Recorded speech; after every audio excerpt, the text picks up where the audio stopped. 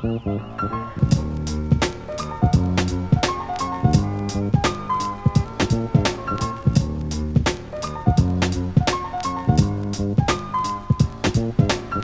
name is Adam Hayden. Some know me as MC Till. I live in College Hill. I work in Wyoming. And I'm married. I have a beautiful wife, and we have two very, very stunningly attractive kids. Music has played a role in my life for pretty much my whole life. My earliest memory of being just totally mesmerized by hip-hop music, I was no more than 5 years old, and my family lived in the Midwest at the time. And this was the mid-'80s when hip-hop was really big on the coasts and kind of sweeping across the country, making its way across. And there was a radio station connected to the University of Evansville, where I'm from. And on Wednesday nights, they had I think it was called Party Nights or Party Lights, something party-ish. And they would play hip-hop music. And my brother and I, my brother's 3 years older than me, we would run into my mom and dad's room, because that's where the radio was in the house, and we'd turn on the radio and tune into that station and listen to the hip-hop music, and we'd jump on my mom and dad's bed, and we were just so excited about this music. There was just something about it that captivated me at that young age. And from there, I started memorizing Biz Markie lyrics and Ice-T lyrics and Tupac lyrics and Tribe Called Quest lyrics, and it never stopped. My fascination, I just continued to explore hip-hop music, hip-hop culture to this day. It is what it is, but when it isn't good, you just feel for the kid. And it's sad that I don't remember her name. I met her once at a wedding way back in the day. So it was in high school that I began hanging around some friends, two sets of friends. One side was what I was familiar with, and that was the Catholic upbringing in me, Catholic friends and family. And then on the other side, it was the evangelical Protestants. And although neither side was really nasty to me per se, I did feel this pulling, this tugging from both sides. And so I felt like I lived, in the middle of that tension for a while. When I got to college, I decided I was going to figure it out.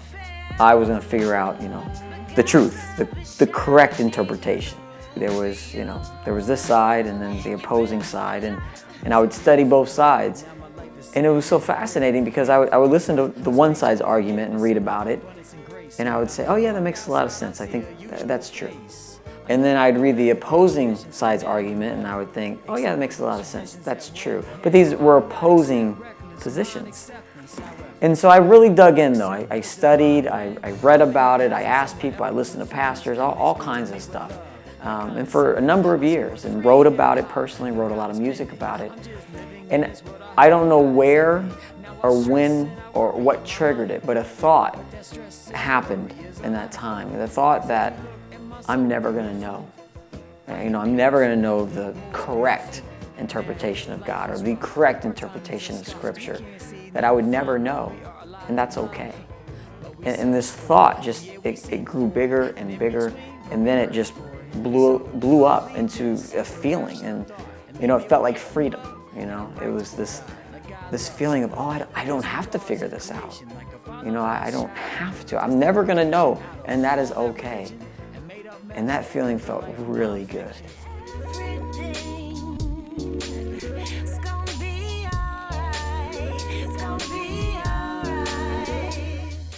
So a few years after that freedom had settled in, I was feeling much better about it all. My wife was diagnosed with cancer. And we found out in May.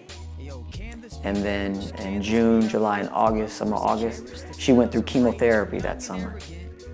A fun summer of chemotherapy nonstop. Oh, it was terrible. And it was hard. My wife is young and she's very healthy, so they just gave her the works. This was a very aggressive, rigid, chemotherapy treatment. It was a very challenging summer, and it was really, really hard on me. And I just remember one night, it was like 2 in the morning, My wife is sick from the chemotherapy. She's in the bathroom vomiting. My daughter, who was barely 1 at the time, she's crying and fussing. So I just remember standing in the bathroom with my daughter in one hand, trying to comfort her, trying to comfort my wife who's vomiting up whatever she was trying to keep down. And I remember thinking, I don't want this anymore. I want to just leave it all. It's too hard. Well, thankfully I didn't do that. I stuck with it. And that summer, although it was really challenging and the hardest thing I've ever faced, there was also something else happened that summer that was really meaningful and really helped shape, some things that I really believe in. And that's people showed up and they loved on us. And that was very profound. Weird, odd things, like a neighbor showed up at our doorstep and said, "You're gonna be cooped up in the bed a lot from the chemo. We're going to pay for you to have cable so that you have a distraction." People made us meals every night that summer. They would cook us home-cooked meals and bring it over just so that I didn't have to worry about cooking. People watching my daughter, hanging out with her to give us time, to give me some rest. It was just so nice that people loved on us in that way. And that experience, coupled with other experiences and things I've seen in my life, has really led me to the belief that it's really good to be loved. For me to open myself up, to allow other people to love me. And then, to actually do that to others, to love back. It really got me thinking, this idea of loving and being loved, that, allowing myself to be loved, opening myself, it's vulnerable. There's a vulnerability there. But in that vulnerability, there's freedom. It's like vulnerability is like the incubator of love. It allows love to, form and grow and build. I think love takes an element of vulnerability, and with that is so much freedom. And man, vulnerability really takes me to that place where when I'm vulnerable, the walls that I've built up, the boxes that I've placed myself in, the titles I've given myself, all those things they come crashing down. That story of finding freedom, knowing that I can't figure it all out, and going to a place of vulnerability has really formed who I am as a person and just the way that I view the world and see the world. And it feels good when I'm living in that vulnerability.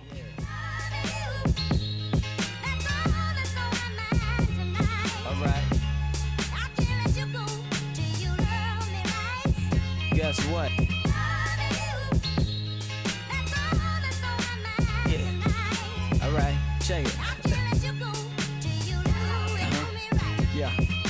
I'm living good now, neighborhood good now. Okay. I gripped the gavel and put the foot down. I took off running, other foot left behind. I'll forget it, I'll sit and spit you a death rhyme. Okay. Raised in a small place, great place, Evansville. Grace gave faith and pushed out heaven's will.